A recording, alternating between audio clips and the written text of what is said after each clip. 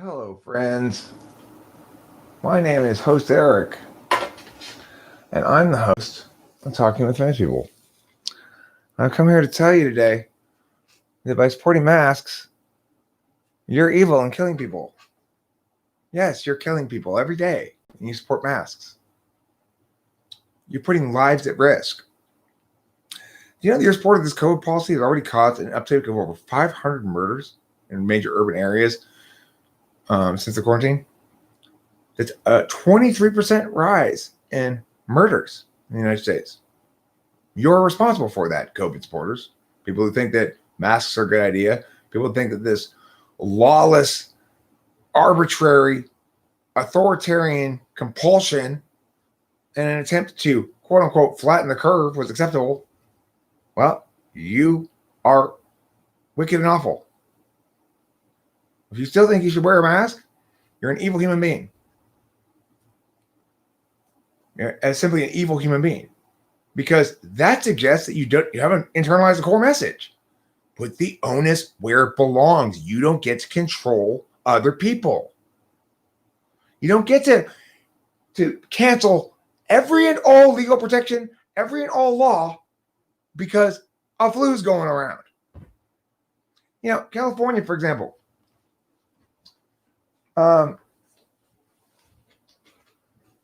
used to be this state was crazy about the environmental stuff, you know? You have to ask for straws. Just, it's ridiculous, right? Not anymore. All those laws just went out the window. I guess we don't care about turtles anymore now that we got COVID. You know? Yeah, it is a nice title. It's a true title.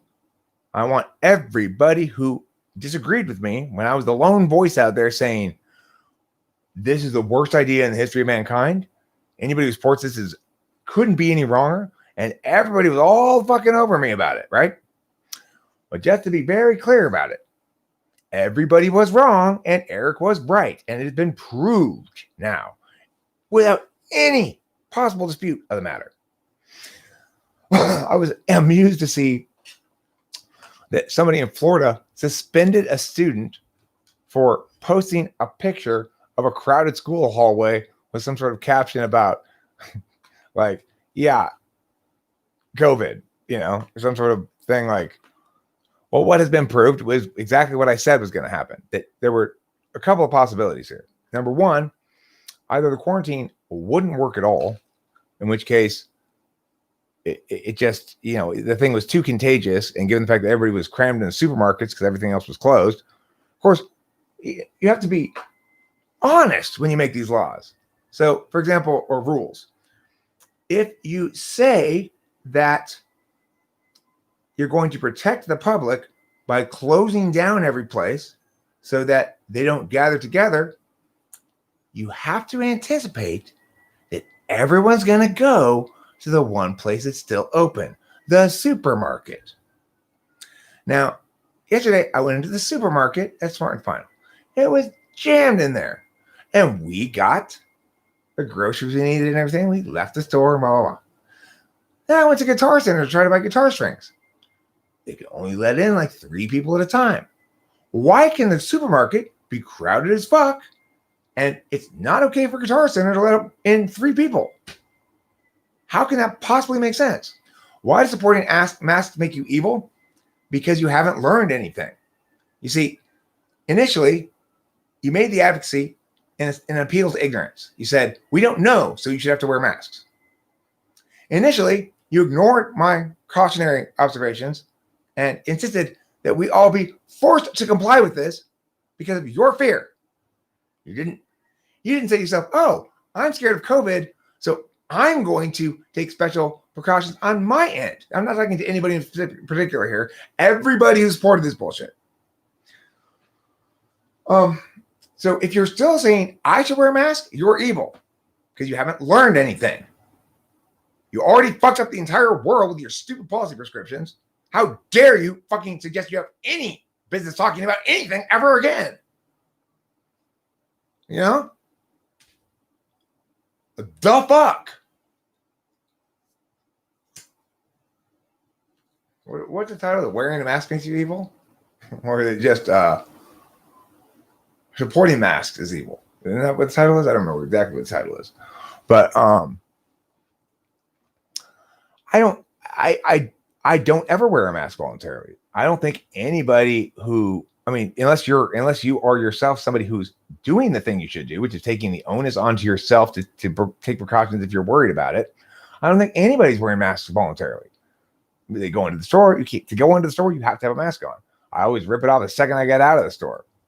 You know, the point is that, you know, I talked to a surgeon the other day. His life's been ruined by this. He basically has lost his job. Why? Because contrary to what we were lied to about, there was no rush in the hospitals. We didn't flatten the curve. We made a hole. We dug a concave hole so that nobody was getting any medical treatment. After all, nobody was going out and getting injured, and nobody wanted to go to the hospital if they had a minor sickness because they were worried about COVID, even though the vast majority of people who get COVID. It's the single greatest dream epidemic in history, that it mostly only takes away a few last years of life. And, you know, the very oldest lose a couple of years of life they might have had, and that's tragic and everything. But we are so lucky because most people aren't even affected at all. Here's the deal. Remember, for those 500 murders in those cities that you caused with your pro-COVID nonsense, like when, say, a 16-year-old kid gets murdered. Now, you've just killed, say, 60 years of his life in defense of saving that 97-year-old's last 2 years. So remark on that. When you're thinking about yourself, God, why was I so wrong in believing all this COVID bullshit and believing that we ought to sacrifice anything and everything to prevent any death ever? When you're thinking to yourself, why was that so stupid? What made me so stupid back then? The answer is, well, I'm not always right, dialectic evolution, but if I'm making a big fuss about a policy prescription and you're disagreeing, guaranteed, a month or two from now, you're going to be agreeing with me. Guaranteed.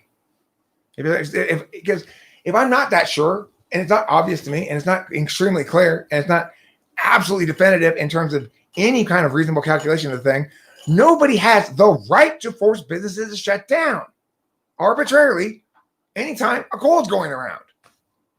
Now, if we are going to employ a quarantine in the future, one thing we need to take away from this is to set a standard.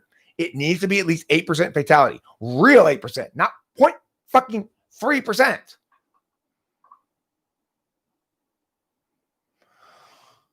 Clayton McCork, you're killing people. By keeping that guitar store closed, you caused the grocery store to become more crowded, eliminating the possibility of social distancing to save lives. Additionally, further raising tensions and causing more murders. Clayton, I'm tired of you murdering young people and arguing that it's okay because you might save the life of someone in a nursing home on her deathbed anyway. That's just stupid, Clayton. Just plain stupid.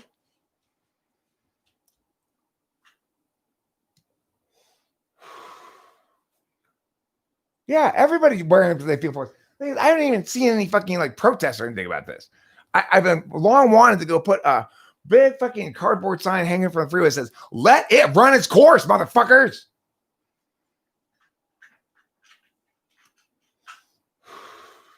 No. The world has changed, Hambone. I beat them over the head with their fucking wrongness and stupidity. It's time now. I've had enough. Nobody who's a COVID bullshitter is going to ever win anything if I'm anywhere near them at all. They will be shamed and lambasted, as is their due.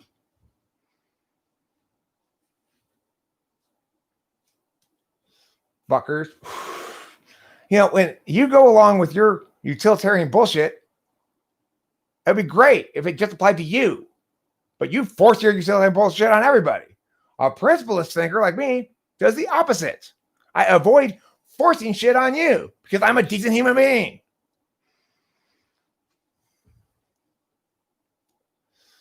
The days of acceptable theater are over. Under a Strauss administration, there will be zero fucking health theater.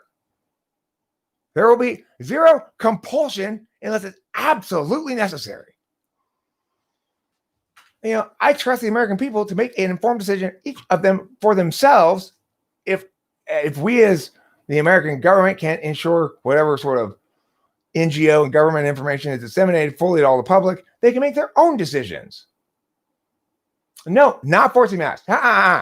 See, Matthew, it's too late for that. You were on the side of forcing masks initially. Now that you've forced me to wear it at gunpoint, you don't get to ask nicely anymore. You're already done forcing it. Okay? Now you got to live with that fact. Now you got to live with the fact that, oh shit, I forced everybody to do this stupid shit and it was pointless and ruined lives and killed people. What an idiot I am. But you should be thinking every fucking day when you get out of bed until it gets through your fucking head that you have no business advocating anything ever again about any policy. If you suggested COVID was going to be a big problem and we should shut shit down, then you should just fucking put a big sign on your wall. I am not allowed to think about politics ever again.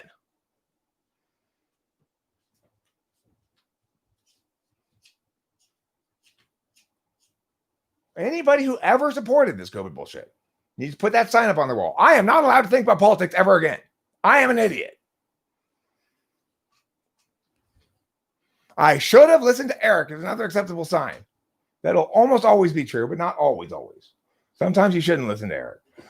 When it's about a matter of public policy, you should. Careful with that one leg. Okay.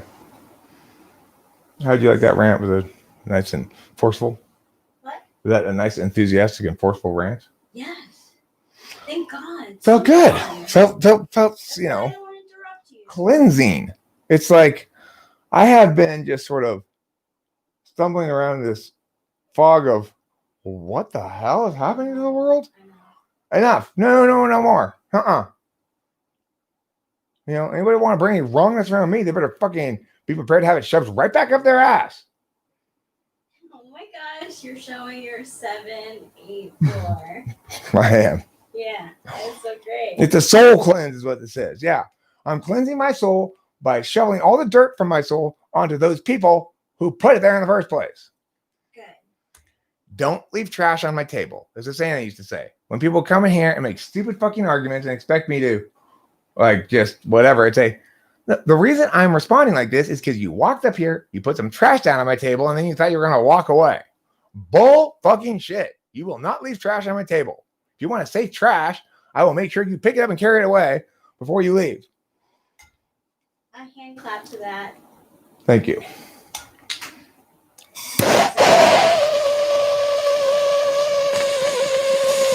By the way, I want to tell you, Sean Ryan, Farron Ryan,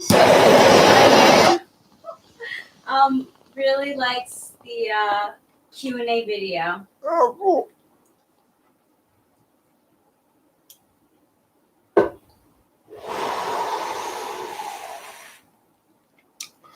Of course, the craziest thing possibly of all is you see just how disingenuous these fucks are. So I read an article sometime back, maybe a few weeks back, where these various epidemiologists and social scientists were all chiming in saying, first of all, Black Lives Matter's protest didn't spread COVID somehow. That we're not sure why, but it just didn't because it's okay. And then second, that even if it does, it's okay because, health is more than just about your physical health and you're getting a cold. It's also about freedom and liberty and stuff. Really? You're going to try to say that? That it's okay for them to be out there in a big group without masks on and everything because you like their politics? You need many things shoved up your ass.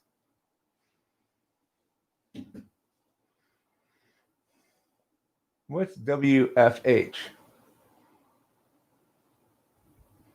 It allowed me to WFH. I mean, I can't even watch sports. I can't watch it without any crowd there. It just seems like it's a slap in the face because it's like, it's just a reminder that the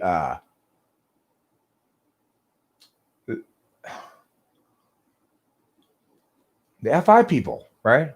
It just reminds me, like, the FI people won. And why did they win? Because nobody was prepared to make these arguments, really, including me. I knew it was stupid fucking garbage, but at the beginning, it took me a while to realize exactly, like, okay, well, what arguments need I to be making here? Because when it first started, the default message of everybody who supported this bullshit was, you're killing people. If you leave the house without a mask, you're killing people. Talk about not understanding either criminal or civil liability or moral liability. It's insane.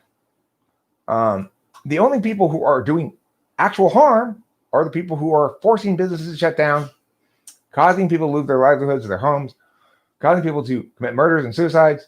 The actual impacts of this advocacy, the ones that nobody even decided to consider when they were saying we have to do it to save lives. I said at the time, what about all the people you're going to kill? I only look at impacts I want to look at. Yeah, that's a good idea to do this. No, it'll be great. What we'll do is, we'll get a bunch of butter and we'll eat like stick after stick after stick of butter. It'll be great. Why is that great? Because there won't be any problems. You'll see. And next day you're like, oh, my stomach. Oh. And you're like, I told you not to eat all those sticks of butter. It's not the butter. It's not the butter. You need to eat more butter. Shut up. You're killing people by not eating butter. Looks like you're killing you by eating it. I love how your face is so close to the camera too. Like, you're really making a statement here. The people that support and the people who want to shut everything down are two different groups, even if they significantly overlap. People who support what? Can I give you a kiss? Yeah, sure. Okay, but the people who support masks are the same people who want to shut everything down. Nobody who's taking a reasonable calculation on this is willing to play any part of this anymore. No, I'm not going to take your dirty money and contribute to your genocide. I will not do it. Sorry. It's like there's no way I will be that wicked. I will wear a mask when I absolutely have to. And in no other instance will I wear one, because that's just sending the wrong message that, that's okay. This is okay. It's not okay. Well, I mean, look, philosophical thinker, it's not a direct genocide like people going up and shooting a bunch of people. It's a bumbling idiot. Whoop! Running into people's house. Oh, I'm sorry, I burned down your house. What? Crash my car into your business. Sorry. Oh, I'm sorry, I ran over your kids. Gosh. He's not a murderer. He's a bumbling moron. Like everybody who supported this shit. And they go, well, how are we hurting people? As they're stumbling through the neighborhood, burning people's houses down and running over their kids. Yeah, I'm not planning to. I still have it. I've been swamped. I've been swamped with things that sounded fun. And also typings. Yeah, true. Typings. I also got a 2:00 grammar teaching today, and I got a 10 to noon debate teaching tomorrow. And I need to put in at least an hour or two on debate prep before class tomorrow, but whatever, easy enough. Nothing you can't handle. I'll look up the topic right now. That'll be step one. Once I know the topic, then it'll be easier to get started.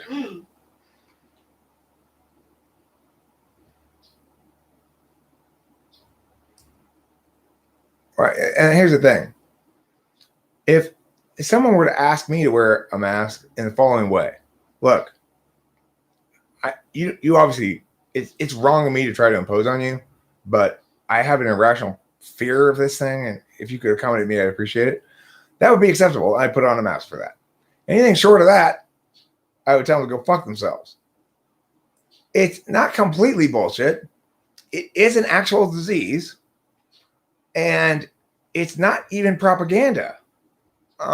There's a big, it's easy to see why people are so suckered in by the clues, by the hints, the so tempting hints. This is not, nobody has executed any plan here at all. This was not some dominant elite cabal agenda. It's not the dominant elite's fault, Winter. If I'm not mistaken, it's your fault. Weren't you supporting this shit at the beginning? I'm saying any sign of anything other than outrage and refusal to be pushed around by stupidity anymore is contributing to the wrong side.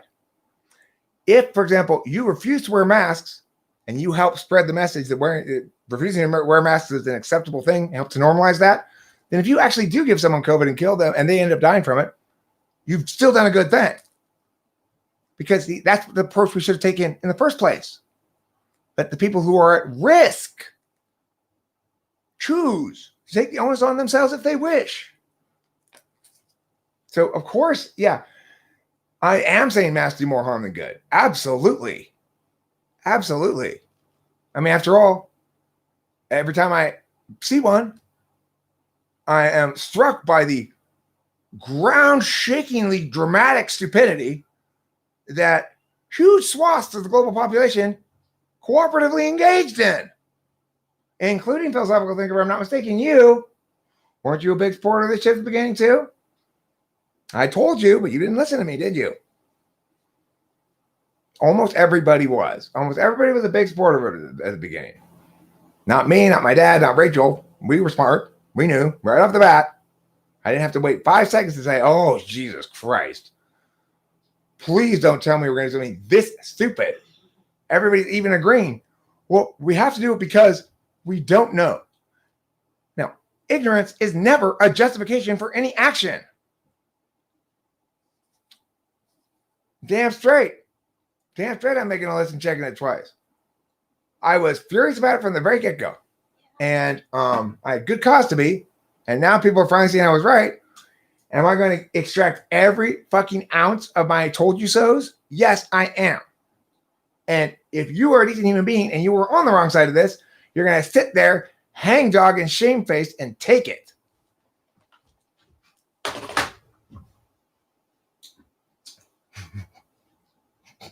That's president. That's presidential material right there.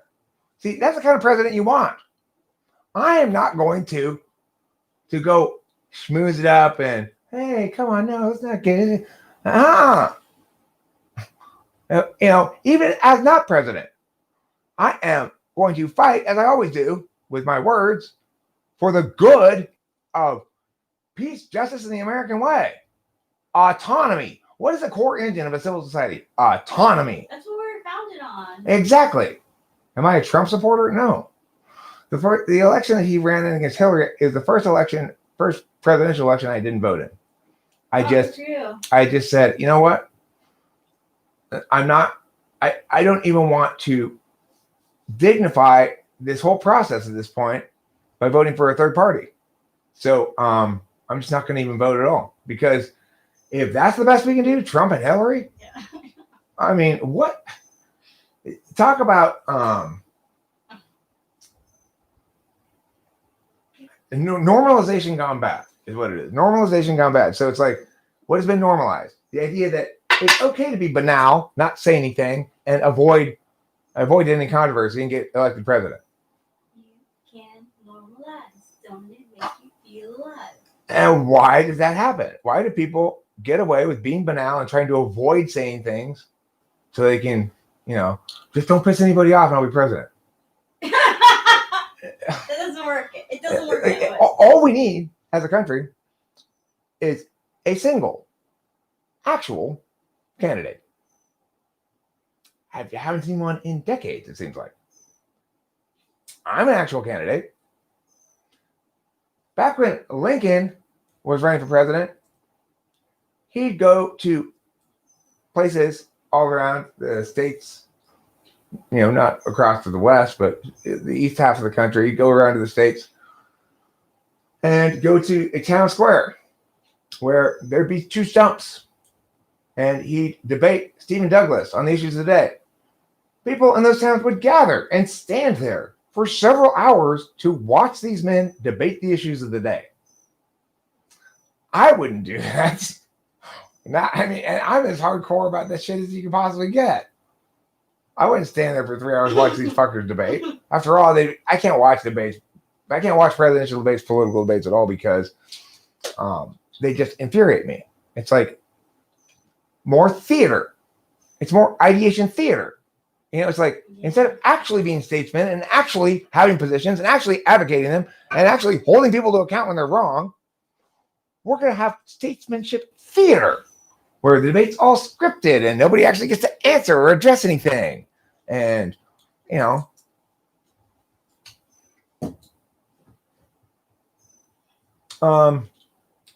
well, Freddie Fortunato, if my write-in campaign goes well enough that that's an issue that people need to worry about, then I'm sure we'll get it straightened out that it was me they were talking about. But I seriously doubt that even if I had the most successful write-in ballot campaign in history from now until voting day, I still don't think I could even conceivably garner 3% of the vote or something, which is what would be required to even make the papers, No,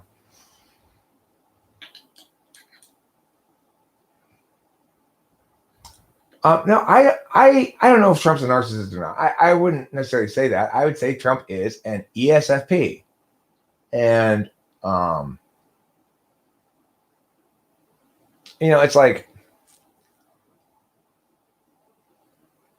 who do you get to watch back in prison? You get big, tough SE Dom, either ESFP, ESTP, something like that. Who do you get to be president? A different person than that. That's a different job, right? Who do you get to protect your back in prison? ESFP. Who do you get to be president? Somebody other than an ESFP. And why? Because ESFPs have incredibly shitty force slot NI that they put an inordinate amount of faith in for no reason, and they have no compensating deliberation function. In fact, they are completely incapable of addressing anything with an objective, disinterested calculus. They're way worse than ENFPs in that regard.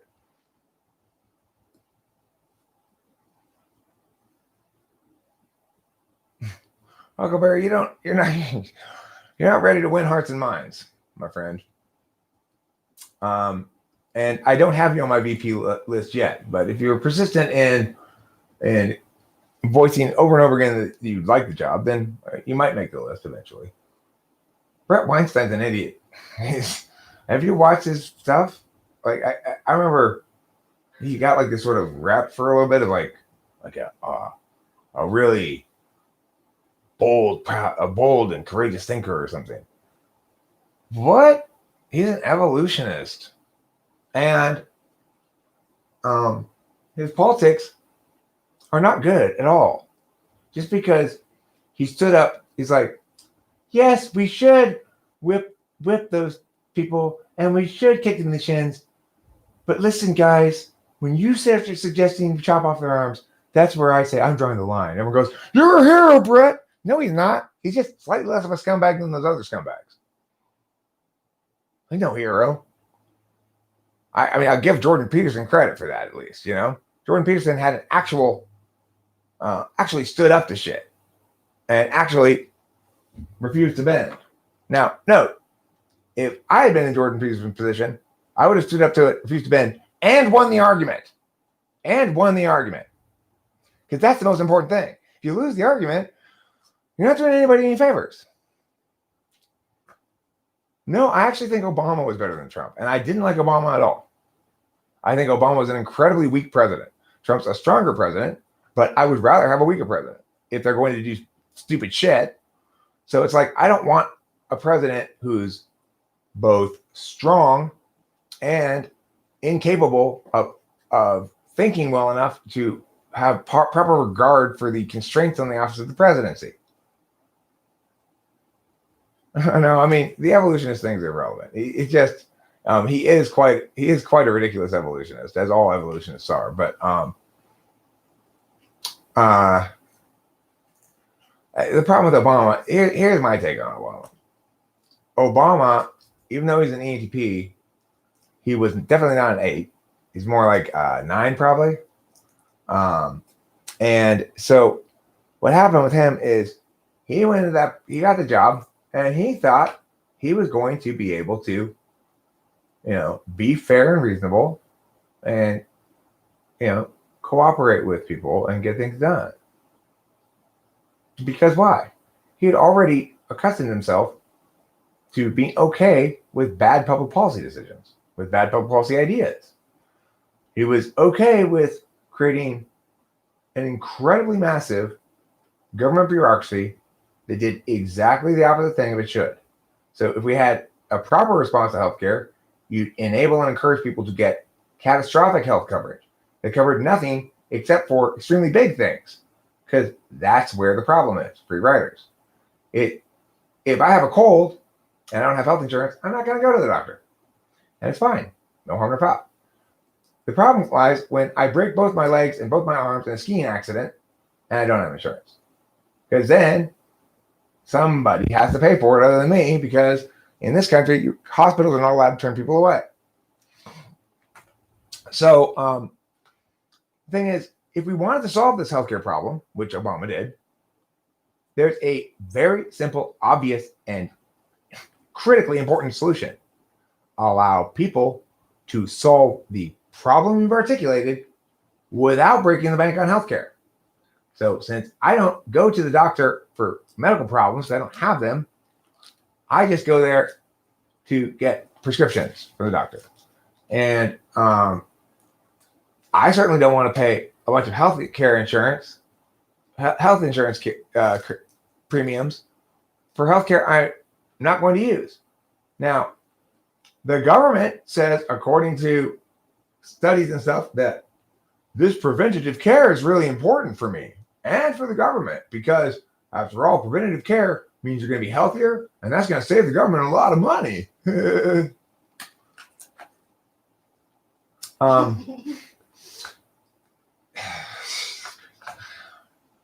So it's such insane bullshit. So if I'm unhealthy and die at 60, then somehow that costs society more than if I'm healthy and die at 80 after having been retired for longer and having an even more extended illness.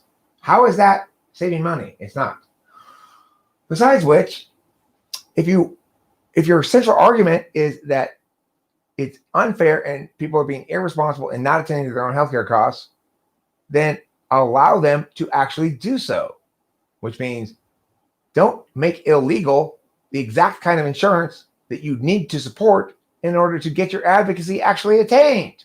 If your advocacy is free riders ruin healthcare for everybody, let's solve the free rider problem then. If you're gonna have an individual mandate and force people to buy health insurance, great, okay, fine. You're gonna do that. This will solve that definitely will solve the free rider problem. Wait, what are you doing?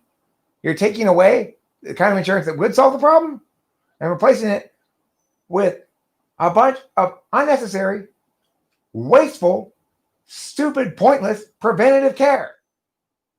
How many hundreds of millions of federal dollars are going to various health organizations and for these stupid strategies to convince people to quit smoking?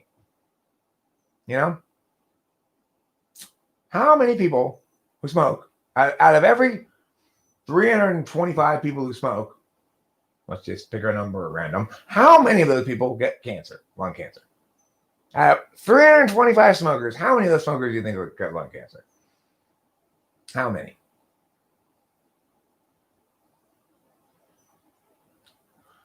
Look, dialectic evolution, I am as distant as I can possibly get from anybody who's wrong about anything, whether they're completely sane and genius or an insane idiot. I don't care who you are. I will agree with you if you are right, and I will lambast you and explain to you why when you are wrong. And that's it. Is that gonna convince some people that I'm in the same camp as insane idiot conspiracy theorists? Only if they go like this every time I speak. Nah, nah, nah, nah, nah, nah, nah, nah, nah, nah, nah, nah. Because nobody who's paying any attention to me at all thinks there's anything insane about what I'm saying, thinks I'm anything other than extraordinarily well-informed and qualified regarding public policy, thinks anything other than, shit, Eric was right again.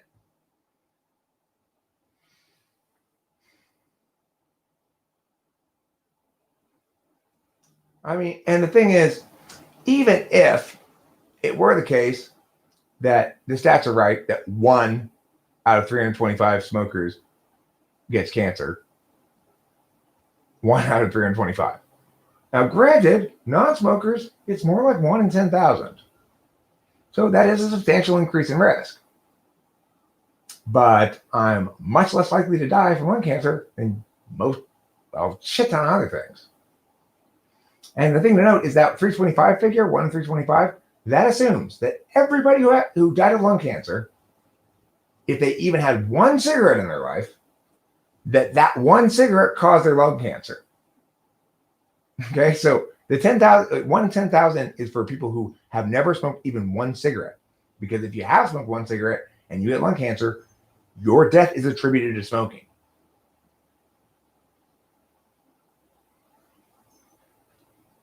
Allow natural selection to do its thing. I mean, I agree. Allow natural selection to do its thing. Except I wouldn't even call it natural selection. I'd say, why are we still talking about we? You do whatever you want. I'll do what I want. We don't even need to talk about it. You know.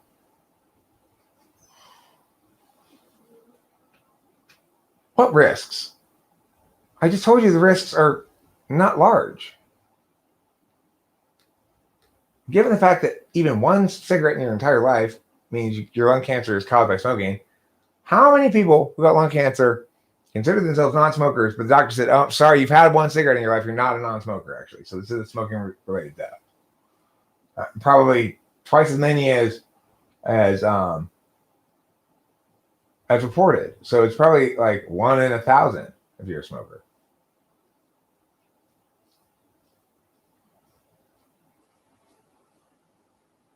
It doesn't differentiate between severity of smoking. Why wouldn't they give separate numbers? Because they don't want people to draw the correct conclusion, which is smoking is not that dangerous.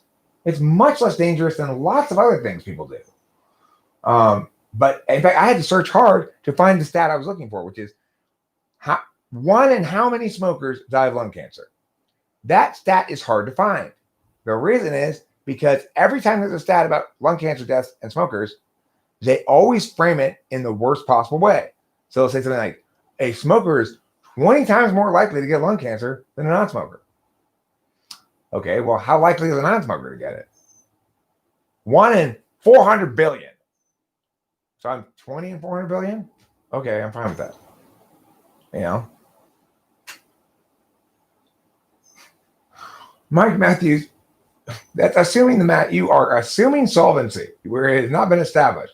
There has not been established any actual conclusive evidence whatsoever about masks either way. It may end up being true that masks prevent COVID, or maybe not. Once again, we are making advocacies in ignorance. One thing we know for sure is even if it turns out it was right and it did prevent COVID, making an advocacy in ignorance creates more harms than it does any possible good. Well, your dad was that 1 in 325, your Uncle Barry. I'm not saying it's impossible to happen to me either. Who knows? Maybe I'll get lung cancer. The thing that I don't get is it's like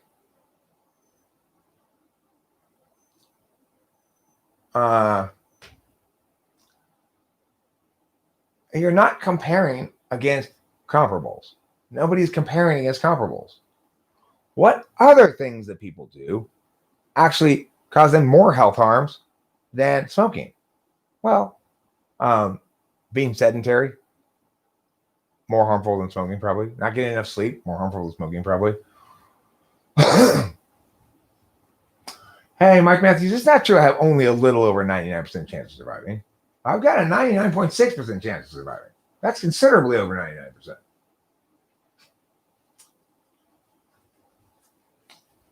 The other thing is,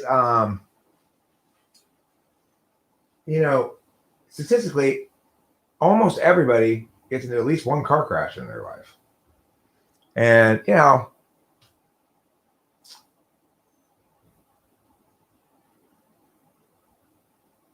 why healthcare don't work on facts, it's not possible. Why they conclude all things based on statistics and data. I mean, the thing is, if you are an epidemiologist with the World Health Organization or with the CDC or something, you're spending your days every day at work preparing for something that probably won't ever happen. So it's like, now remember, everybody, if all you watchers out here, if a big group of full-grown grizzly bears come into the camp, let's say more than 10, definitely we're gonna have to take some serious measures. We're gonna freak out and lock everything down. There's gonna be place gonna be, rolling with grizzly bears. And so they're so excited for this to happen because it's their job to wait for it to happen. That what happens one morning? A little cub wanders in. It's half starved to death. It's adorable and also kind of heart wrenching. One of the women in the village went to go get a bottle to feed it, but before she got back to the bear cub with the bottle, those people who we sent out to watch for huge herds of grizzly bears had come back with handcuffs and started handcuffing everybody inside their house. And they started with, listen, you got to understand these grizzly bears grow up really fast. Maybe we don't know if this grizzly bear is going to grow up incredibly fast and maul us all to death. That's why I'm locking all the guys up. Everyone's like, what's going on? And everyone's already locked in the house. Who the fuck is this retard locking us up? That's not a herd of bears. That's a grizzly cub. It's one cub. In fact, last year, we got mauled by 3 times larger bears. The year before that, we lost 5 people to bears. Every year, we take losses to bears. And now, because we got these guys hyped up for their little watch duty, we're going to lose twice as many people to non-bears. Because, you forgot to unhandcuff Joe, and he starved to death. And, Barry started getting really kind of temperamental and got really drunk one night and punched his wife in the face, and she's dead. And the whole society's kind of crumbling here, and we're not talking to each other anymore. And wow, you really destroyed everything over a little cub. I don't care how excited you are, you fucking World Health Organization, for an epidemic to come so you can freak the fuck out. At least wait for an actual epidemic that kills people. Not God's gift to the yearly flu that only kills the very old and leaves everybody else untouched. It is so God's gift to the yearly flu. I mean, Jesus Christ. Has the entire world gone insane? Has the entire world gone insane? This was so obvious from the very beginning.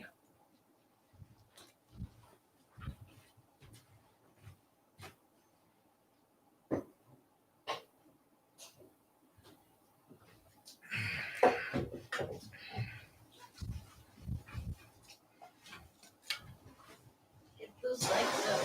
Thank you about the snare. I want to get a bumper sticker on my car that says, your mask can go fuck itself. I like that. honk if you love masks.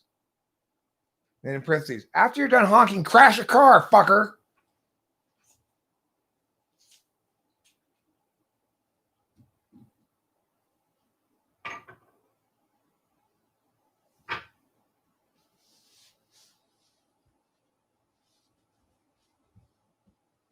Data came in India, many people died due to hunger in the lockdown rather than COVID. Yes. But just think of all the lives you saved. Why, by preventing those 197-year-olds from getting COVID, we saved a total of 300 years of life. And with those 50 murders of 16-year-olds, why? Well, we only lost 1,200 years of life. Well, that's a good deal, right? Shh, hey, everybody, listen. Grandma's very sick, very old, going to die any minute now. So we're going to have to murder all these children to keep her safe. That makes no sense. I didn't say we should never take action on limited information. I said we should never use ignorance as a justification for something, which is what people were doing with COVID. We have to take action because we don't know if it's going to meow or meow. It's a fundamentally wrong heuristic. I'm not Captain Hindsight. I was on the exact same page at the very beginning of this as I am now. I am not Captain Hindsight in anything. I was Captain Foresighting everybody, and everybody was ignoring me. What should be done about secondhand smoke? Whose? Yours or mine? Inhale it deeply? Probably the best way to get rid of it. Speaking of which, I'm out of cigarettes. You out of cigarettes? Yeah, can we go to the cigarette store? Yeah. Or do you want me to just run it over quick? Yeah, go for it. Can you maybe chat with them? Just say a word, see if someone can. Sure. They don't get too lonely. Okay, I'm gonna leave you guys on, okay? If you get too lonely, you can leave, but if you call out to Rachel, maybe she'll say, hey, hi, it's okay. Daddy will be back in a second. Yeah, he'll be back. He'll be right back. Don't you guys get panicky now. Don't get panicky about COVID with me gone. Oh my God, you guys, kill me. I knew I had an intuition that it was going to get out of hand, and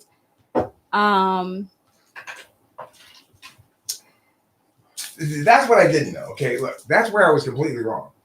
Even though I was fully right about opposing it every step of the way, I didn't actually think that. I kept saying, they aren't going to possibly do this. No way it's going to get that bad. No, it did get that bad. I was wrong about that. Okay, but see, that's predicting what will happen if you do meow. I certainly was not wrong about understanding. I mean, that's saying how bad, how contagious is your wrongness? I have tough trouble answering that kind of question.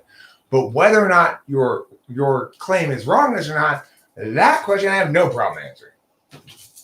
yeah, like I did have I did have an intuition.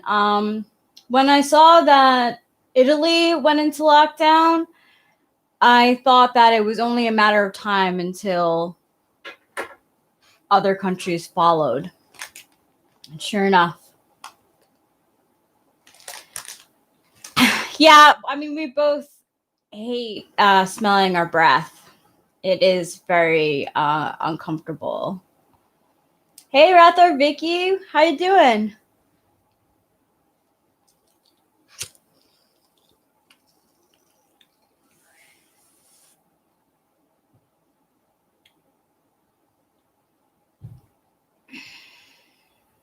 Wearing masks. So my sister went to Japan. I think it's back in 2016, and she traveled all over. She went to Tokyo, Osho, I'm sorry, not Osho, Osaka, and 2 other places. And what she said there was that she liked that the people wore masks because she thought it was polite. Well, that is a Japan Tokyo thing. That's a China thing. In New York, in the United States, in our country, the United States of America, we don't wear masks like that. I was diagnosed with bipolar mania. But under the right medication, I'm myself. So yeah, bipolar mania.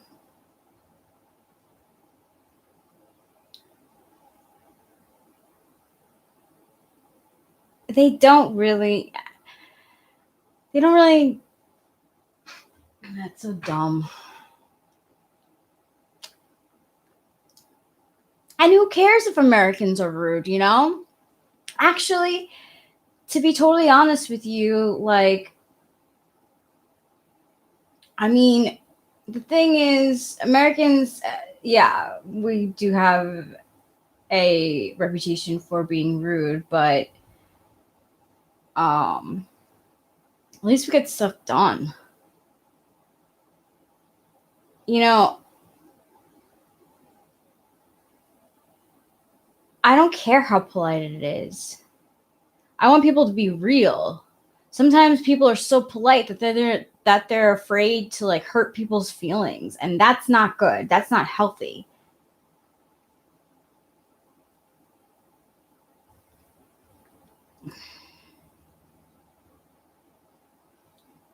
Just because you keep your opinion to yourself all the time doesn't make you a better person than someone who expresses it in public.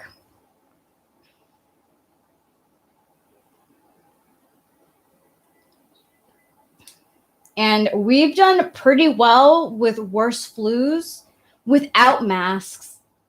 So we don't need them.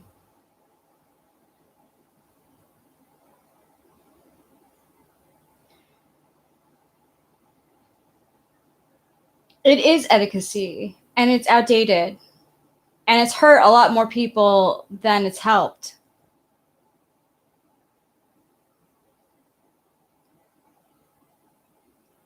See, it's now politically incorrect, but politics is all about debate. You have to.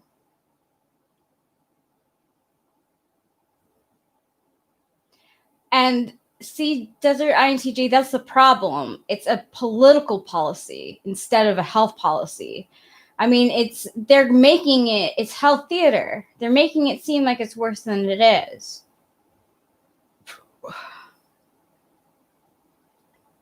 So they're trying to manipulate people's feelings into hysteria.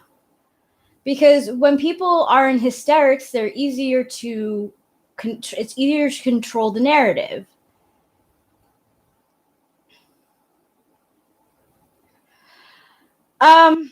No, people came to know that I was mentally ill. The first time that I had a manic episode, I reached out to people because I was very scared.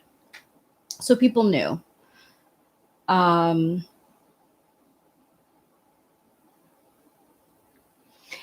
There are situations that are meant to be polite. And see, that's the difference in knowing when to speak up and when to hold back. You don't want to be a bully, because bullying people rarely gets you anywhere. I mean, it doesn't get you the people's votes, that's for sure. Bullying people doesn't get, you don't really win because people like you. You win out of fear. People, you push your power on someone. It's not good. And then if you're too passive and you're just like, oh, well, you know what? We'll let other people handle that, then nothing ever gets done. So the thing that I liked about growing up in New York, even though it was difficult, was that everyone was pretty much honest with you. If you get bumped on the shoulder, a lot of times people would say that they were sorry, or be like, you're walking the wrong way, or instead of being they would rather, like, I'd rather have someone to my face tell me the honest truth, like Eric is doing today, than find out from other people what the truth really is. My bipolar is. Cute. Thanks, The babe. camera all up close on you like that? Aw, thank you. It looks more high res or something usual. I don't know. Yeah, thank you. My bipolar is pretty severe. It's more severe. It's severe when I don't get sleep. If I don't get sleep, it's severe. But that's most anyone, just so you know. Because all smart people are outraged at those who were apologists for the COVID fucks, I'm hereby grounding everybody who supported this COVID nonsense for 2 weeks. Why? Because I don't feel like it's safe for you to go out of the house. Okay? I get to decide whether it's safe for you to go out. Yeah, how do you Now like you that? gotta taste your own fucking How do medicine. you like that? You're grounded, motherfuckers. You guys are grounded. Why? It's not safe. I decide. Right? I don't have to give any reasons. We don't know if you're safe or not. Therefore, you have to stay home. Well, honestly, I think I have a very loud laugh, as you people know. And some people think that I'm rude because in restaurants and stuff, if I'm engaged in a conversation and I think something is humorous, I'm going to laugh loud. My laugh is just loud. Have you grown up in your family, Rachel? I'm surprised you have already the squeaky voice. It's like, It is. It's a bunch of. If you've ever seen the movie or the play, The Music Man, pick, talk a lot, pick a little more, pick, pick a lot, talk a little more. There's this like section of like women who are just like, and that's my family.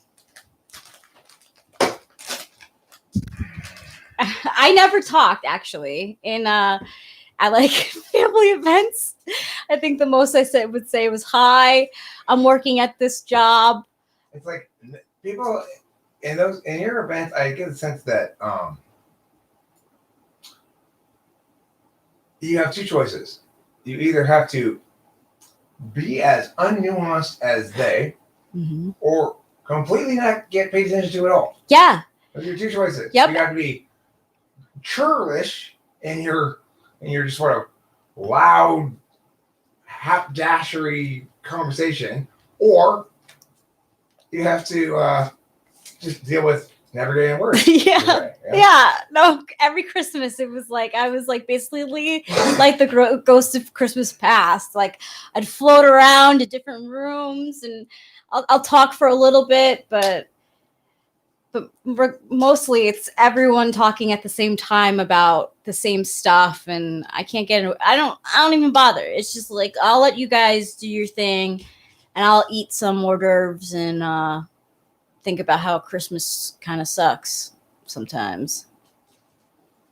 Christmas kind of sucks sometimes. There should be a place called the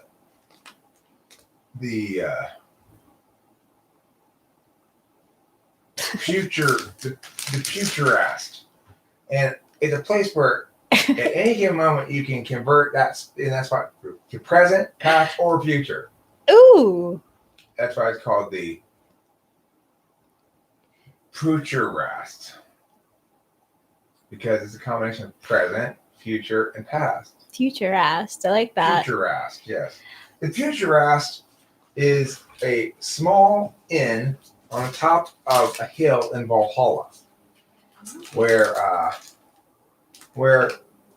mythological beings go to exploit the weak spot in time space. My phone's blowing up? Yeah. Is it 2 o'clock now?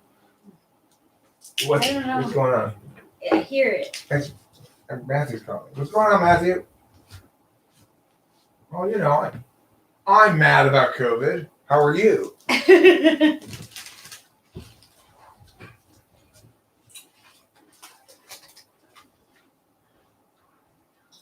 Say again.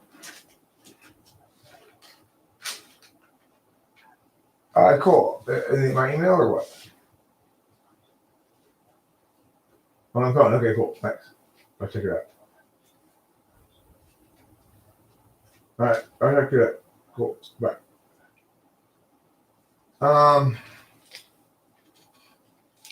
Have I ever freebase meth? I'm pretty sure you can't freebase meth. I think that there's no base radical to free and methylated amphetamine. You don't have to freebase it because it's already in smokable form. It's already crystalline.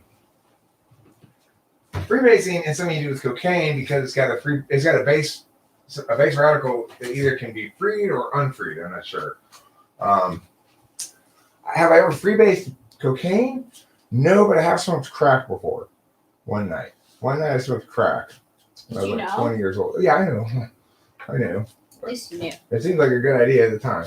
But I tell you, obviously it didn't seem like a good idea the next day because I never smoked it again, never had any desire to smoke it again. It made me sick. I got like bronchitis from it. Oh no. Yeah. So the answer is no, I never freebase meth because it's not possible. No, I haven't freebased cocaine, but I have smoked crack. And I have smoked amphetamines, but that's not freebasing. Rather, Vicky, I would love to say that there's this like magical thing that I can tell you that works for everyone, but there really isn't. Because I myself had to go through a trial and error, and I had honestly to have Eric on my side to actually get It's stuff moving. I know that nobody intends to be offensive at all about this, but it's actually if I were somebody who would be prone to offense, it's actually offensive to suggest that there's some sort of like mental trick or self-care routine that can make you mentally well. Rachel has one self-care routine that does really make you mentally well. Taking the right hardcore prescription drugs. Yeah, and it's hardcore.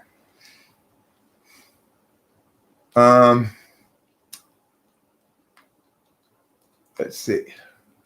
Most things never needed to sit down anywhere. We just needed to wear masks up spread. Kitty Meow has been in here the whole I time. saw a chart at the gas station that said it showed two people with no masks, right face to face, and it said, one of them had COVID in this picture. It has like little red spots coming out of their mouth. And it says high likelihood. Then this guy's wearing a mask and this guy's not. Medium likelihood. This guy's wearing a mask and this guy's not. Medium likelihood. None of them are wearing a mask. But they're close together. High likelihood. None of them are wearing a mask, but they're far apart. Low likelihood. It has all these different scenarios. Now, I know for a fact there's no evidence that any of this shit is true. This is just said, seems like good, it seems like best operating procedure here. Probably to stop it or at least do some good. There's not any studies on this. There's no evidence. It's just an assumption. It's not being presented as an assumption. It's not being presented as questionable. It's being presented as though we know for sure that masks help. No, we don't. Show me one study on this. We actually There never has been one. Yeah. Again, an appeal to ignorance fallacy. Well, actually, in this case, it's not. They didn't say they were ignorant about it and then use that ignorance to justify something. That's an appeal to ignorance fallacy. Instead, they hid the fact that they were ignorant about it and lied and said, oh, yes, this works, when they really didn't know if it worked or not. Appreciate the vote of confidence, dialectic evolution.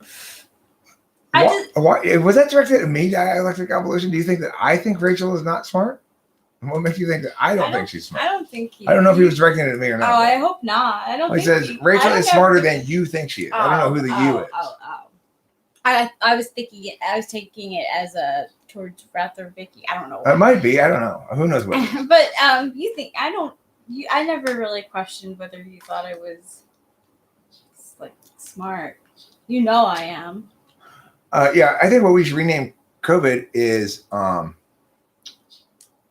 your excuse for violence. Yeah. Instead of calling COVID, your excuse for violence. God, I can't. Really, I'm tired of it. Everything's an excuse now for COVID. Oh, you mean I have to wear a mask because of your excuse for violence? That's why you're compelling me to do this? That's all it is. It's an excuse for violence. Why are all these businesses forced to shut down? And if they, there were a couple businesses in LA that didn't shut down, and they got shut down by the cops and dragged into court. Right. Now, I suspect they're going to win the case. I don't think. Here's the problem: all the COVID bullshitters have. None of this is legal. There is no legal precedent for this at all. It is absolutely arbitrary, autocratic, just bulldozing every sensible person down because you're scared, and forcing even sensible people who want to stand over to the side. No, you may not. You get over here and you let me trample you too. I want to say, rather, Vicky, no. INFPs are not more likely to be bipolar or to have bipolar disorder. Here's the thing, email anthrax. I don't doubt that masks do potentially help stop the spread of COVID. What I'm saying is stopping the spread of COVID is stupid. Let it run its course. I would like to know that I've already had it rather than just kind of wonder. We could easily enough know we already had it if we had COVID parties, like sane people would do with chicken pox, for example. Sane parents would get their children to get chicken pox before the vaccine. We'd all gather together and say, come on, you're going to a party. Oh, really? Why are all these little spots on me now? And I feel so terrible. I thought this was supposed to be a fun party. No, it's not a fun party. It's a disease party where we get all the children diseased. The point is, that's not a natural selection frame at all, because neither COVID nor chickenpox is going to kill you unless there's something already dramatically wrong with you. Nothing natural selection about it. I'm saying if I can develop a natural immunity by having a disease that's not going to cause me any harm, that's the most sensible solution to it. Then I'll put a sticker on my shirt that says immune, and I won't wear any mask or any other bullshit. They say, oh, you can't get immune to COVID. Then what the fuck are we doing quarantining? I thought we were waiting for a vaccine or something, right? If you can't get immunity to COVID after you contracted it, then there's absolutely no point, even conceivably, in trying to quarantine. It's not going to stop spreading until everybody in the world had it and has the antibodies. What would be more dangerous? Raphael, you're just lying to yourself. More people have died from the shutdown than died from COVID. Yeah. We've had an increase of about 500 murders for a comparable period last year in the United States. Note that every murdered person is probably under 25, which means let's say you murder a 20-year-old, you're talking about 60 years of life lost. It's going to take at least about 10 of the old people that you save to count for one of those. No, and I don't mean to bring because of lockdown. And I don't mean to bring up depressing stuff either, but the increase of suicides has gone up as well because of COVID. Suicides, murders, homelessness, domestic violence, depression. Depression, yes. The economy's dropped some 33% or something. And, when we have the flood of refugees from the make-believe hurricane that we insisted be real, they're not staying in my house. I'm going to go find somebody who's a big believer in the shutdown and force them to take those people in. You take these fuckers in.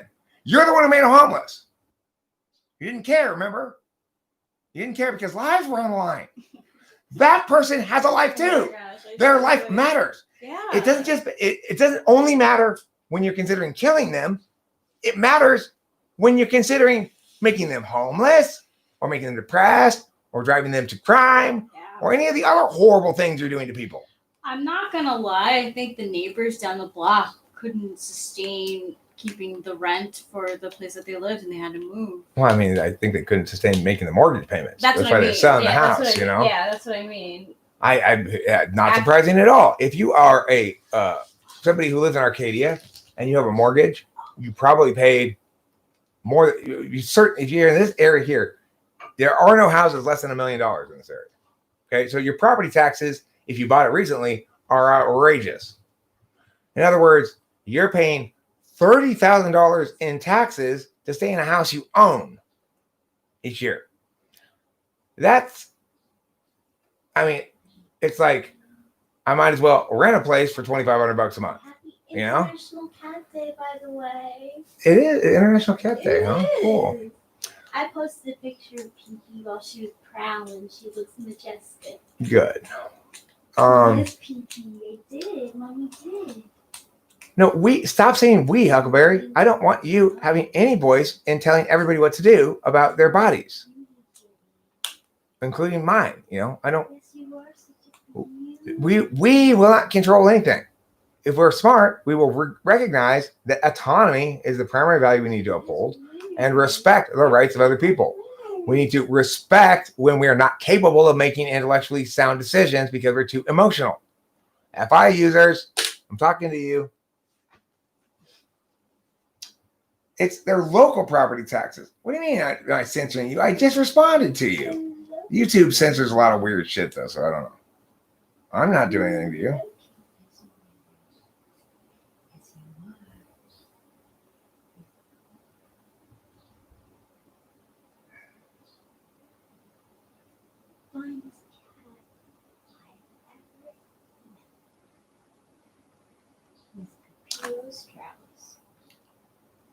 That's not a function bias. Like for example, this.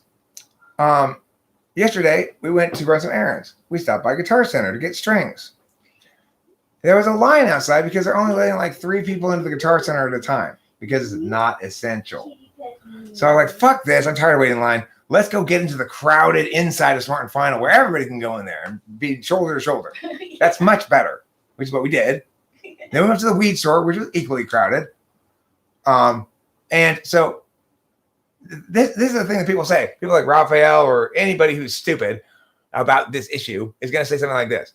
But Guitar Center is a non-essential business. Did you hear me? After we couldn't get into Guitar Center because of the incredibly restrictive rules there, we went to the very crowded Smart and Final and the very crowded weed store. In fact, if Guitar Center were less constricted in its rules, I probably would have spent less time in close quarters with people, not more. So no matter what your preference is about the policy, your Huckleberry, if it's not consistent, it's not going to work. If it doesn't make sense, it's not going to work. If it relies on poor or inaccurate justification, it's not going to work. Oh, thanks, 3DR Nomad. I took it down because I just wasn't happy with the vocals. I've rushed it. I was re-recording vocals right now. Thank you very much for saying that because I actually I felt like it was a really good song that I totally hadn't done justice to in the recording. And so I felt sad because I felt like I didn't show the song enough respect to record it properly. So I don't normally take things down once I publish songs. I hate doing that. I took it down once and then I took it down a second time. I've never done that before. So I had to get rid of it. I am too zoomed in on my own frame and ignore NI in short. Okay, so please tell me which of the things I'm saying is NI ignoring and what the NI is that contradicts the thing that I'm saying. Just one example would be fine. Just one. You got one?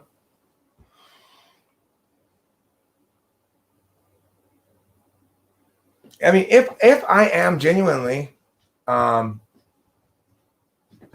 locked and ignoring my NI and biased towards my perspective, then you simply need to give me a single example where I demonstrate this frame lock and point out the NI that would be a preferable course, and I will agree with you. My Mensa? Is that organization dedicated to women's menstruation? Because I think I applied, but they said I had to be a lady. Not Mensa.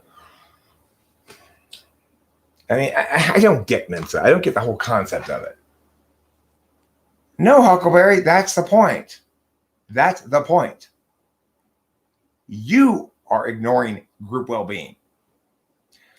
I said at the beginning, I didn't even argue the rights point at all. From the very beginning, I said, the problem with this is nobody's doing a proper impact calculus. So your Huckleberry, when you advocate for a given action and you say it's going to produce these good impacts, did you also go through and carefully count all of the anticipatable bad impacts and carefully acknowledge that there were going to be lots of unintended bad impacts? Remember the law of unintended consequences. For every intended action, for every intended impact, you get 2 unintended impacts, probably bad, and probably an unintended cost as well. But you didn't count any of those things, did you? So you made an advocacy without checking anything. You said, oh no, it's fine. The road's clear. Just walk out into the street. But you didn't actually look. You didn't say, here are the bad impacts too. You just ignored those. You just, no. The road's clear, the road's clear, the road's clear, the road's clear. I think when you're dumb about this, I said about this. I did not call you dumb. I said, when you are dumb about this, which you are, if you are not shamefaced and hang-dogged in your wrongness at this point, then you are being dumb about this and stubborn. Because I have been completely right the entire time. It's been indisputably proved by the progression of events. I don't know. You said something dumb. I don't remember. Whatever dumb thing you said that made me say that. That's what you're dumb about. I don't remember. I don't keep track of your instances of dumbness. I'm not trying to get you.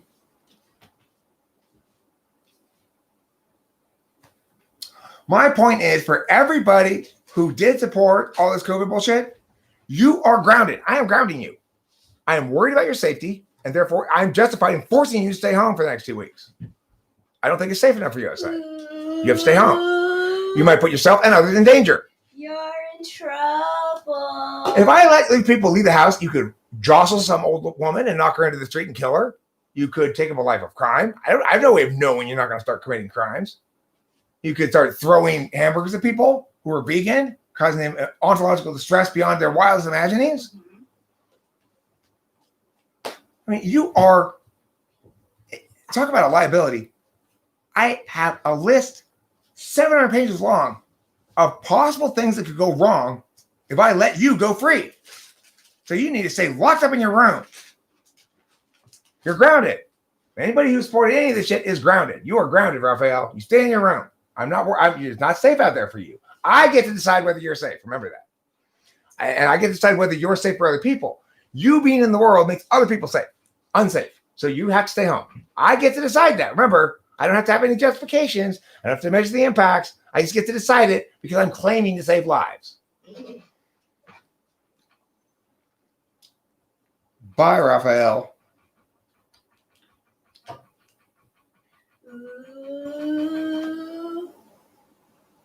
Yeah, they are. COVID supporters are that dumb. They're worse than dumb. They're proactively, persistently wrong and forcing it on everybody. Yeah.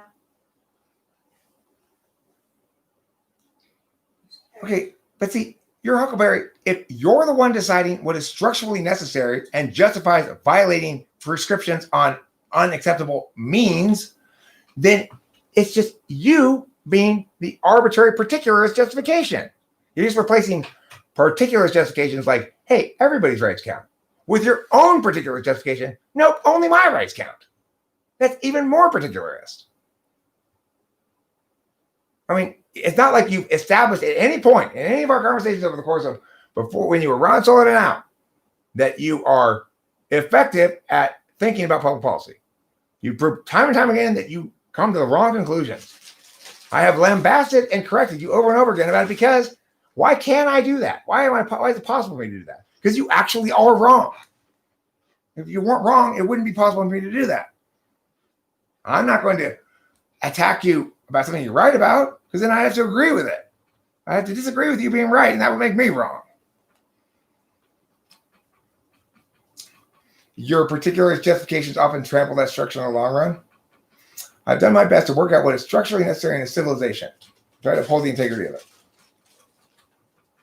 So what do you think is structurally necessary? I said the most important value in a civil society is autonomy. What do you think the most important value in a civil society is? What's your conflicting value that you prefer? Whim? Your own arbitrary subjective decision-making? Someone has to do what? Your Huckleberry? force their wrongness on other people? No. That's something I will never do. I'll never force my wrongness on the population.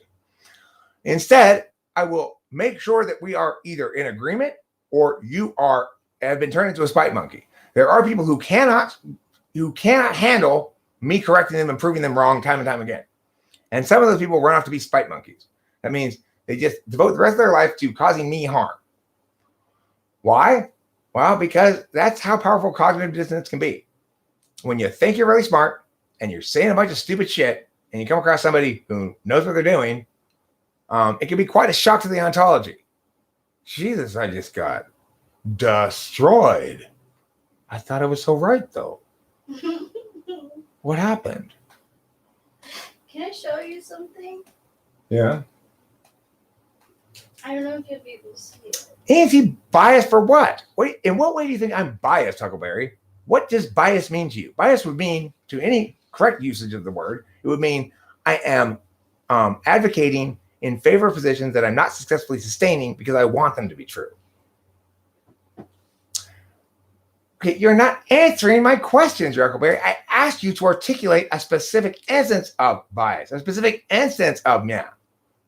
Instead of just saying, like, Huckleberry, you are a despicable person when it comes to having fun with or doing stuff. Okay, can you give me an example of one time when I was having fun or doing stuff where I was despicable? You're despicable. You can't even see around the corner. Okay, can you give me one example of me not being able to see it? Yeah, it's stupid. You can't even think your way out of paper. You wouldn't even be able to read a menu. Can you give me an example, please, of me failing to read a menu?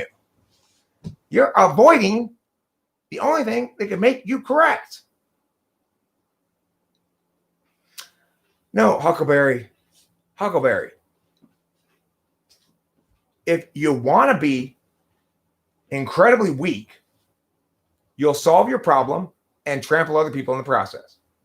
If you want to hold yourself to an incredibly low standard, you'll say, this clusterfuck of a rights violation is good enough way to solve that problem. We can't come up with anything better.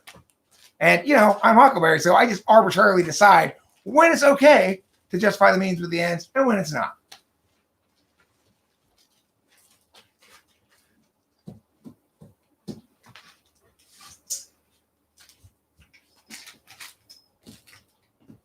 Running Fox, I'm not advocating against the dangers of COVID. I have never said COVID doesn't have dangers. I have not said COVID's bullshit, COVID's make-believe, or anything like that. The problem is, Running Fox, you're busily stabbing a bunch of people in the head, one after another, while looking over their heads and saying, I can't believe you won't wear a mask. Well, I can't believe you think you're justified in forcing everybody to go with your arbitrary bullshit. You're grounded, Running Fox. It is not safe for you to leave the house. I get to decide if it's safe for you to leave the house, and I've decided it's not, so you are grounded. You are to lock yourself in your room for the next couple of weeks. You do not deserve to be outside after contributing to this assault on all decency and humanity. Do you know what Cary Grant is? I'm not screaming. I am not screaming at all. I am giving an impassioned and correct lambasting of those whose wrongness has cost us so much. It is absolutely justified and appropriate for me to lambast those whose forceful and persistent wrongness has cost all of us so much. Absolutely, it's appropriate. I don't want anybody who supported this bullshit to walk away without feeling ashamed of themselves. They should feel ashamed of themselves. After all, they fucked with my life. And hundreds of other million people can make the same claim.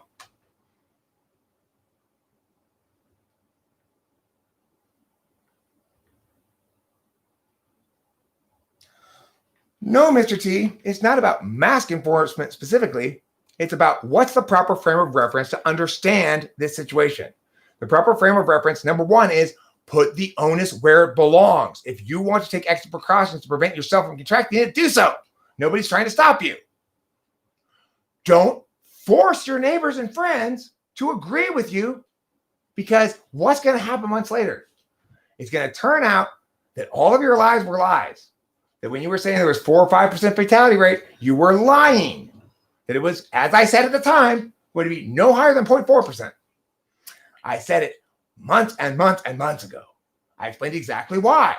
In the current status quo, they are only testing those who are the most sick.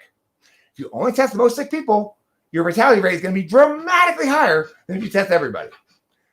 Nobody had a response to it, but nobody listened. I mean, I won the point. Nobody had any answer to this. I obviously could tell I was right because otherwise they would have answered it. But they didn't answer it. They just said, well, but it's determinate. That's a determinate point. Okay, Raphael, you need to learn the meaning of the word screaming.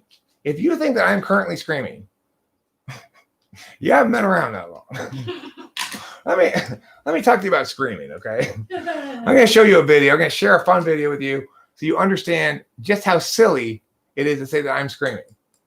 That's like saying to you that you're talking really smartly about things right now. That's just blatantly wrong.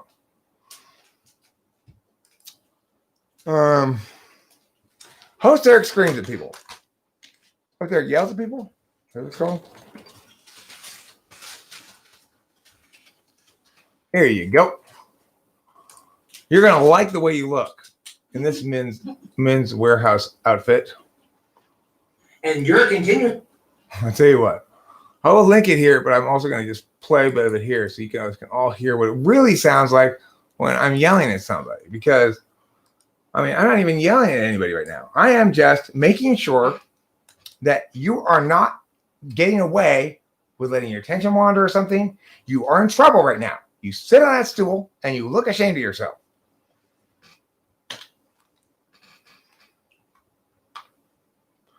Now, this is what it sounds like when I'm yelling at people. Not the very beginning necessarily, but towards the end, you really get to hear some good yells. I'm going to argue that your arbitrary bullshit religious reasons ought to be used to justify public policy that points guns at people.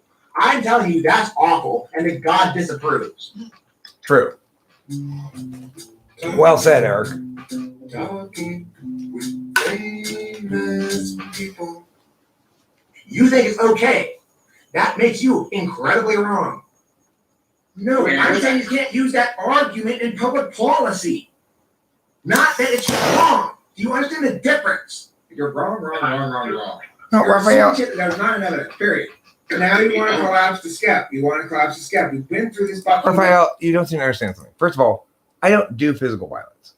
That's not in my repertoire, and it's not something I engage in at all. If you were to punch me, I would just not respond so that I could be sure that I won the legal proceeding thereafter.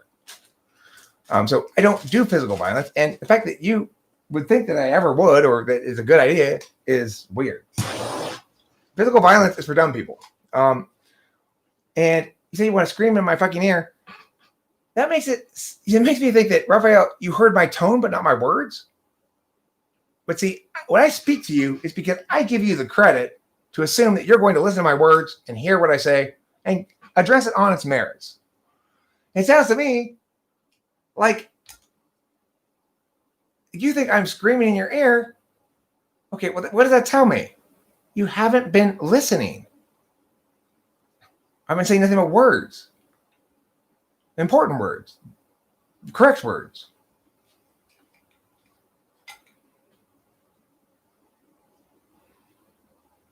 Yeah, unnecessary deaths. All deaths are unnecessary. Nobody needs you to die. Like, oh man, I don't think I'm gonna last very longer. I just knowing that Nancy's on this earth is literally killing me. So she needs to die. Nobody thinks that. There's not a language barrier for Raphael. There's no language problem here. The problem is frustration by TE users that they don't get to force their stupid plan on the grounds that it'll produce, on balance, good impacts. Because number one, they're wrong. Because number two, they didn't even look to measure the bad impacts. And number three, they didn't even begin to apply the law of unintended consequences. That's the barrier. The barrier is called TE, and it causes Raphael to have bad ideas.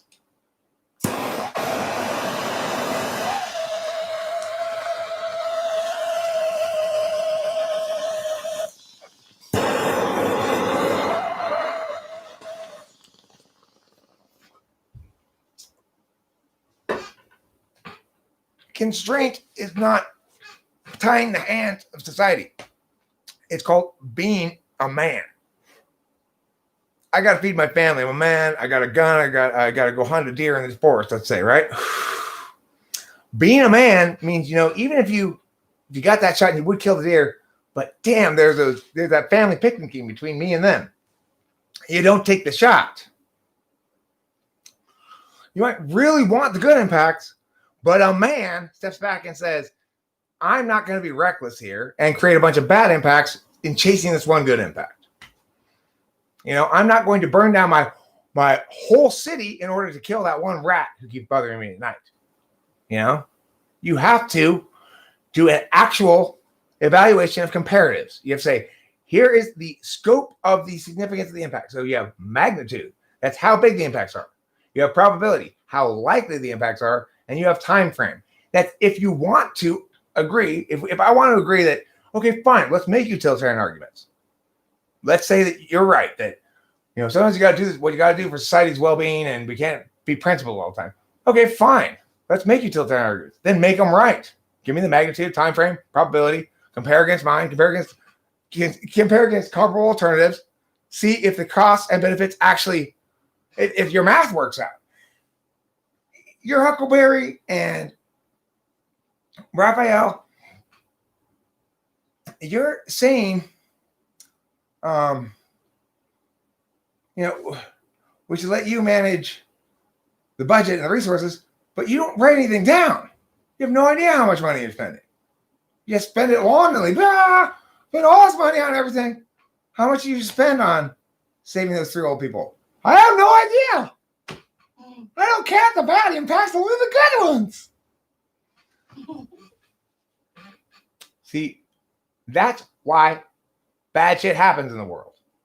Because people with the wrong justifications are in the wrong position to influence the wrong people at the wrong moment in time, and you end up with a global disaster, completely unprecedented in the history of mankind, over a cold that kills 0.3% of people who contract it. Even though every single flu season we encounter a flu that has a higher fatality rate than that. Even though we only have to go back 5 years to find a substantially increased rate of fatality in a flu season in Italy, the supposed hotbed of deaths. They only had the most deaths this flu season in 5 years. It wasn't like any kind of record-setting year. And you want to talk about a bad flu season? 1954 was a bad flu season. They lost like shit tons of people then. This thing, it's like, we've heard all these stories about frostbite. Janie's been outside and she's a little cold. Throw her in the fire. No, that's not frostbite. And throwing her in the fire won't help. It'll kill her. So no matter how urgently you feel the need to do something about it, don't kill everybody. Yeah, man. Next time, listen to me.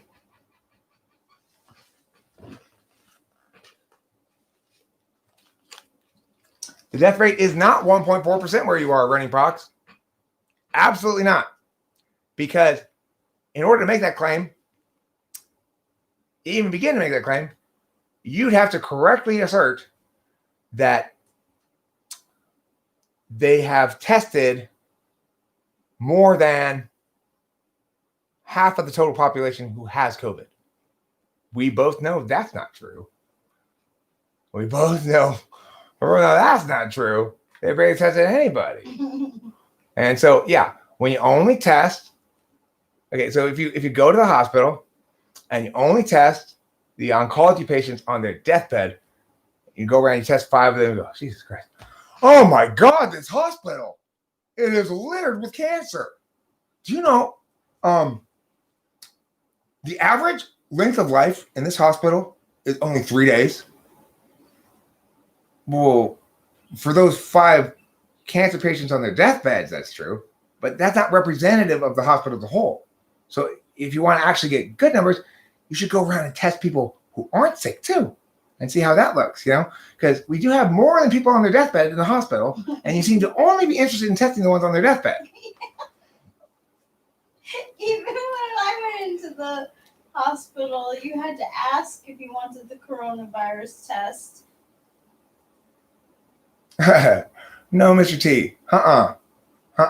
You haven't checked in a while. They backtracked from those lies. There's widespread acknowledgement that it's no higher than 0.4%.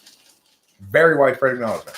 Now, granted, it's everyone's trying to muddle and pretend like, we could never have figured this out before, even though I was screaming it from the rooftops.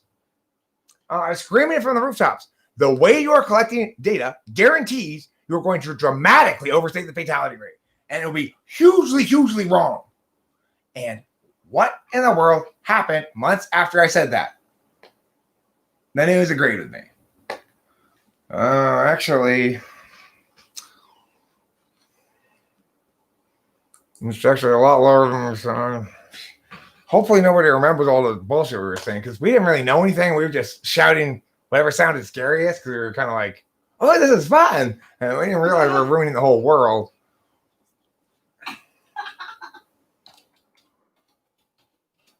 Yeah, people were like, oh, this is a break from.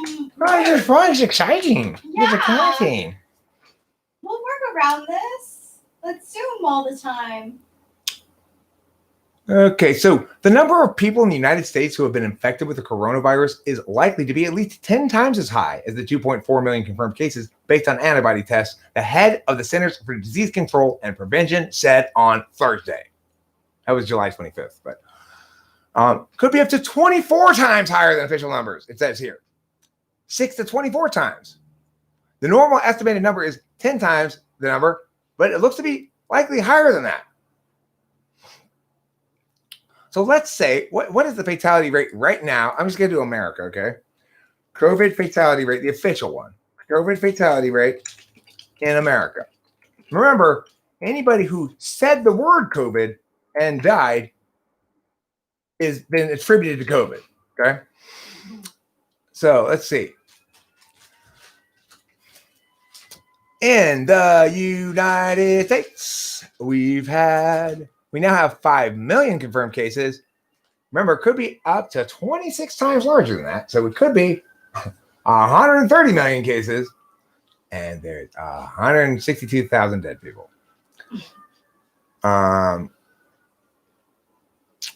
So if we're looking at 130 million cases and 162,000 deaths, then what do you know? We're talking about highway fatality rates, actually. Nothing more dramatic than that. That's how many people die a year, basically, in car crashes. Yeah? That graph is hysterical. What is this graph? Just people dead? Deaths. Deaths by day. This is all regions in America. Oh, my God. On May 6th, 2,700 Americans died. Oh my God, it was a sad day.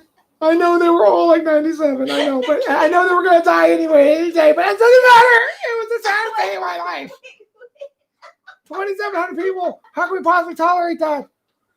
That many people die every day on the roads. I mean, people talk about not understanding large numbers, right? Think, fucktards. At what point does risk of death justify you forcing me and locking me in my house? At what point?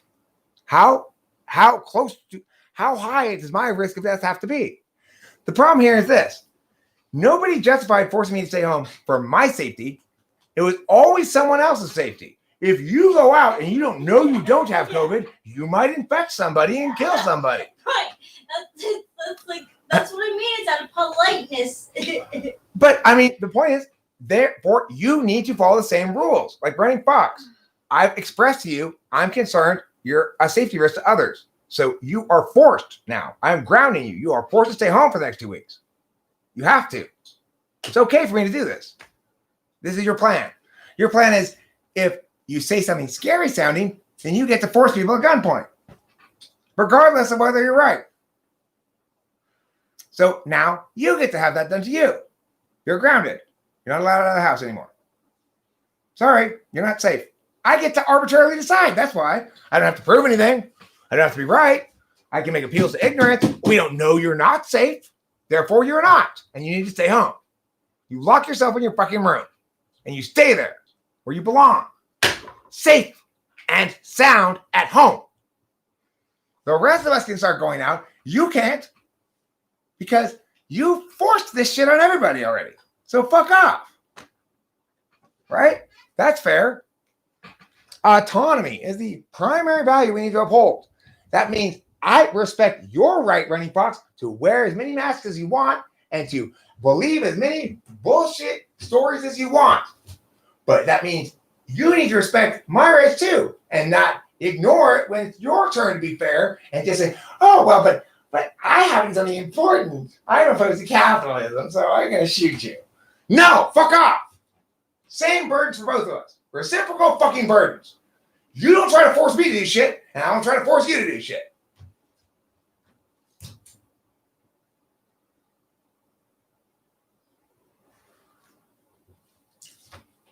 That's fair.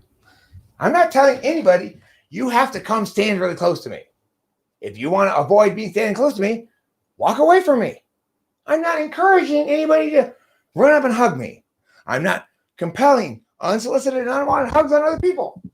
I'm not going to people and going and breathing in their face. I'm not coughing on people or sneezing on people. Now, if I'm not doing anything out of the ordinary at all, and there's no indication that I'm sick, what possible fucking justification could you have for telling me what to do?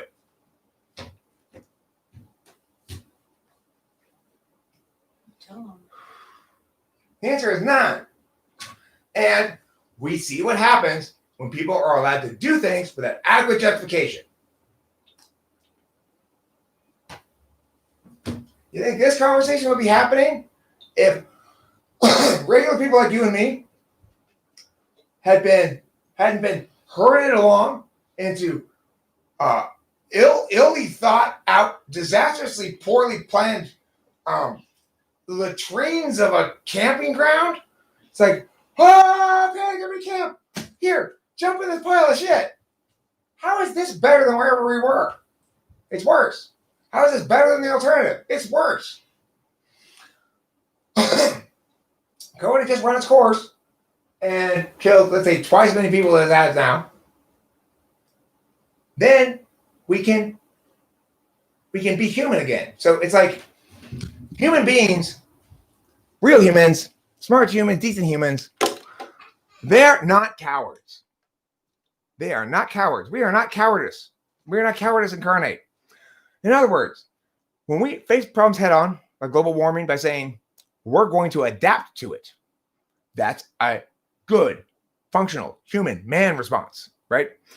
When we say we're going to run around like a chicken with our fucking heads cut off, forcing people to do random shit for no reason, and it's totally inconsistent with other random shit that other people are forcing people to do, then, I mean, you see the division you put between us, right?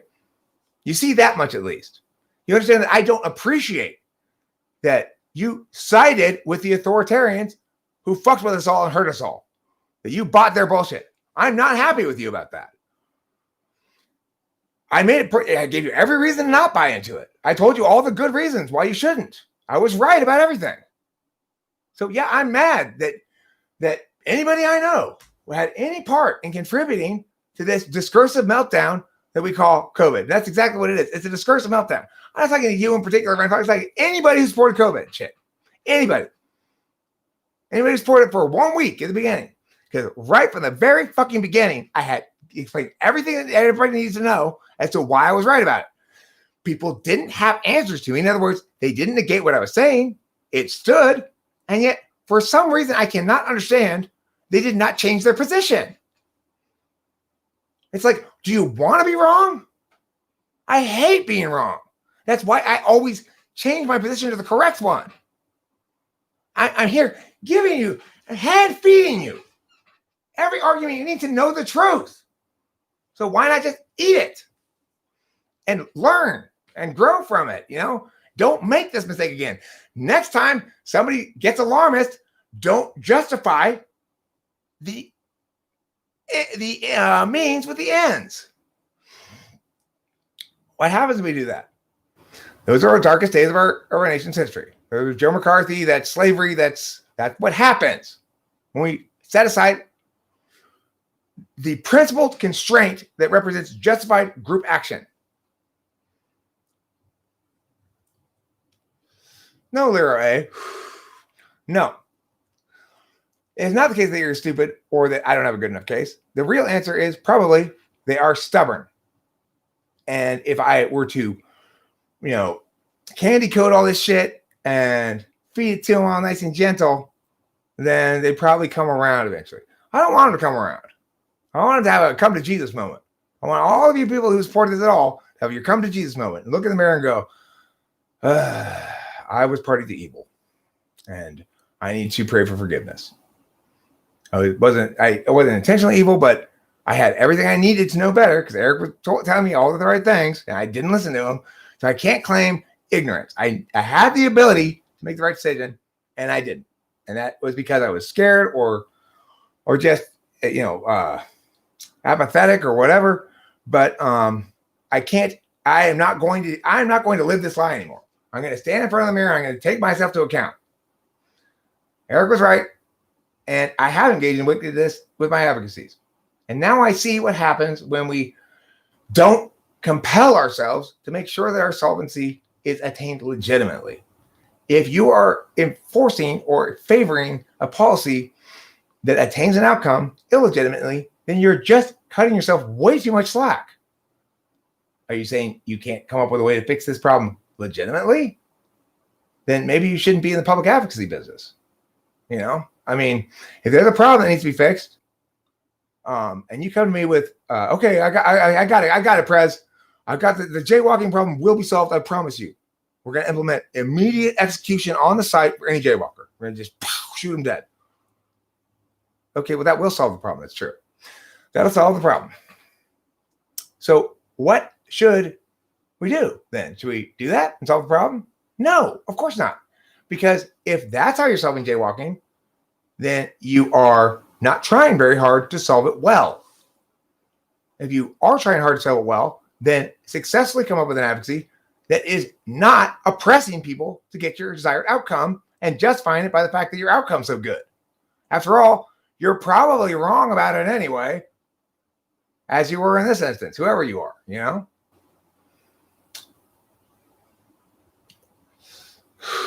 I am absolutely concerning myself with everybody's opinions. Absolutely.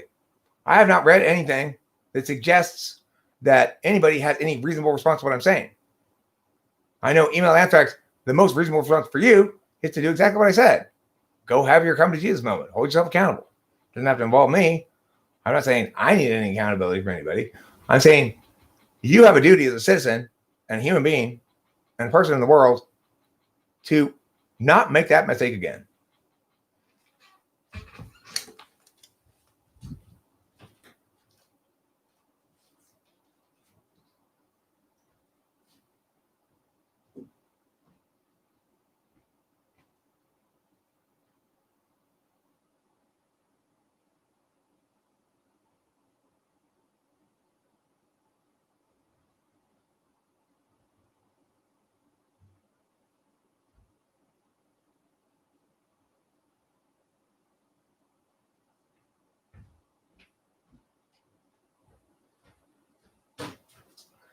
Every tyrant in the history of the world has always used the same justifications as you utilitarians.